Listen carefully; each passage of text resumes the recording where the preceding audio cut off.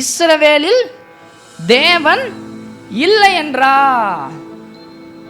இந்த வார்த்தை இங்க இருக்கிற ஒவ்வொரு ஜனங்களும் கேட்கக்கூடிய வார்த்தை, நீங்க உங்களையே கேட்டுக்கிற வார்த்தை. அநேக நேரத்தில் நம்ம சபையை நம்ம விட்டுடுறோம். வார வாரம் அநேக பிரச்சனைகள் மூலமாக நம்ம சபை கூடுவதில் நிப்பாட்டிடுறோம். உண்மையா இல்லையா? உண்மை. அந்த நாட்களில் அந்த நேரத்தில் நம்ம என்ன நினச்சிடுறோம், சபைக்கு போகாமல் இருந்தால் என்ன ஆயிட போகுது அப்படின்னு நீங்கள் நினைக்கலினாலும் அது மறைமுகமாக அதான் அதனுடைய அர்த்தம். அப்போ நீங்கள் அந்த நேரத்தில் கேட்கக்கூடிய ஒரு வார்த்தை, தேவன் இல்லை என்றா நீங்கள் அப்படி செய்கிறீங்க அப்படின்ற வார்த்தையை நீங்களே கேட்டுக்கணும். நாம்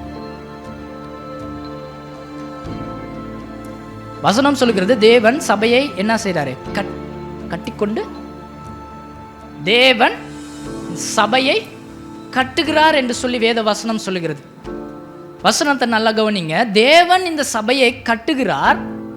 அது அப்படியே கட்டிக்கொண்டு வரும் பொழுது, நாம் சபையில் இல்லாத பொழுது அவர் உங்களை எப்படி கட்டுவார்?